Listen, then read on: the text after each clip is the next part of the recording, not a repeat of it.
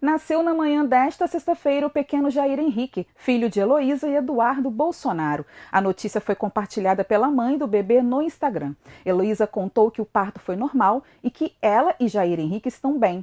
Ela também agradeceu as orações de todos. Heloísa e Eduardo também são pais de Geórgia, de 2 anos de idade. O primeiro nome do caçula, Jair, é uma homenagem ao avô, o ex-presidente Jair Bolsonaro.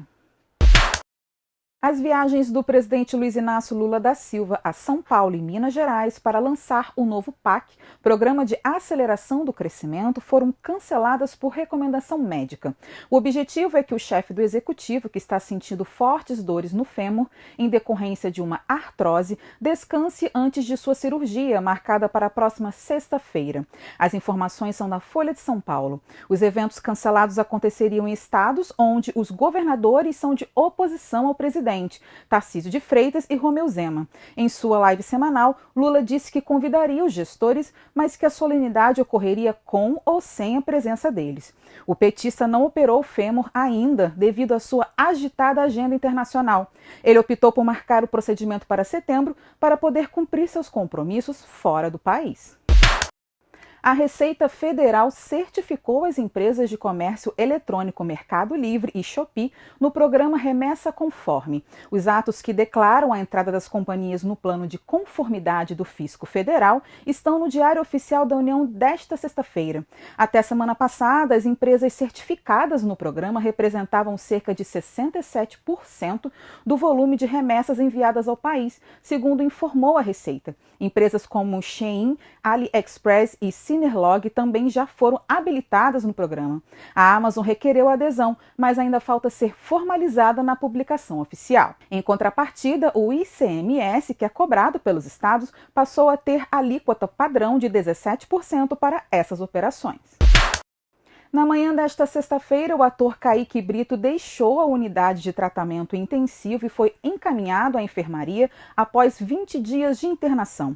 De acordo com o boletim médico, o artista se encontra consciente e consegue conversar com a família. A mãe do artista, Sandra Brito, expressou gratidão a Deus pela evolução no quadro de saúde do filho, que foi atropelado na orla da Barra da Tijuca, no Rio de Janeiro, no último dia 2 de setembro. Kaique foi atingido por um carro após atravessar correndo fora da faixa de pedestres. Ele sofreu diversas fraturas e traumatismo craniano, chegando a ficar em estado gravíssimo.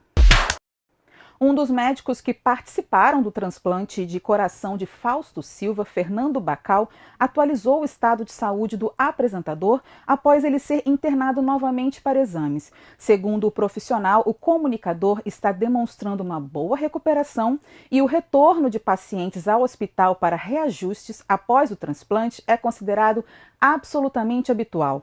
Na última semana, o médico expressou nas redes sociais o desejo de que a recuperação do querido Fausto inspire os milhares de pacientes que aguardam transplantes no país. Faustão passou pela cirurgia no dia 27 de agosto devido a um quadro de insuficiência cardíaca. Ele recebeu alta médica no dia 10 de setembro e agradeceu à família do doador. A ministra Rosa Weber, presidente do Supremo Tribunal Federal, votou nesta sexta-feira a favor da descriminalização do aborto até a 12ª semana de gestação. Na sequência, o ministro Luiz Roberto Barroso pediu destaque e interrompeu a votação. Com isso, o julgamento que estava sendo realizado no plenário virtual foi transferido para o plenário físico. O julgamento foi aberto na madrugada deste dia 22 de setembro no plenário virtual e iria até o próximo dia 29 de setembro. Os ministros analisam uma ação movida pelo PSOL. A legislação hoje permite o aborto em apenas 3 situações: violência sexual, risco de morte para a gestante ou feto com anencefalia. Rosa Weber é a relatora da ação. Ela se aposenta compulsoriamente do STF no final do mês. O boletim de ocorrência sobre a morte da campeã olímpica de vôlei, Valesca Moreira, que morreu nesta quinta-feira, apontou que ela caiu do 17º andar de um edifício em São Paulo. A polícia investiga as circunstâncias do óbito. Segundo o documento, é apurada a hipótese de suicídio. O boletim foi expedido pelo 78º Distrito Policial no bairro Dois Jardins, na zona oeste de São Paulo. A ocorrência foi registrada como tendo acontecido às 6h09 da noite de quinta-feira, com a comunicação às 8h19. Ainda de acordo com o documento, a campeã olímpica caiu na sacada de um apartamento do primeiro andar. Após o ocorrido, uma unidade de resgate tentou reanimar a vítima, mas foi constatado o óbito no local. O ministro Benedito Gonçalves, do Tribunal Superior Eleitoral, votou contra o recurso apresentado pela defesa do ex-presidente Jair Bolsonaro, que tenta reverter a decisão que tornou o ex-chefe do Executivo inelegível por 8 anos. O tema estará em análise no plenário virtual da Corte até às 23h59 do próximo dia 28 de setembro. Ao analisar o recurso, Gonçalves alegou que há a comprovação de que Bolsonaro praticou irregularidades e, por isso, ele deve ser responsabilizado. O recurso da defesa de Bolsonaro foi apresentado ao TSE em agosto deste ano, após a Corte publicar o acórdão da decisão que tornou o político inelegível. O ex-presidente foi condenado no último dia 30 de junho por ter realizado uma reunião com embaixadores na qual criticou o sistema eleitoral brasileiro. O deputado federal pastor Sargento Isidório foi processado pela deputada federal Érica Hilton por dizer que uma mulher trans nunca será mulher. Como mulher trans, a parlamentar resolveu entrar na justiça contra seu colega, acusando-o de transfobia e exigindo uma indenização por danos morais coletivos no valor de 3 milhões de reais.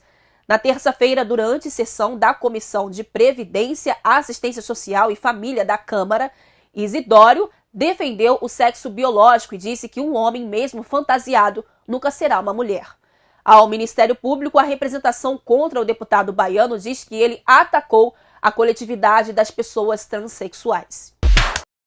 O ministro das Relações Institucionais, Alexandre Padilha, sinalizou que a tendência é que o presidente Luiz Inácio Lula da Silva não indique um novo procurador-geral da República até o fim do mandato do atual comandante do órgão, Augusto Aras.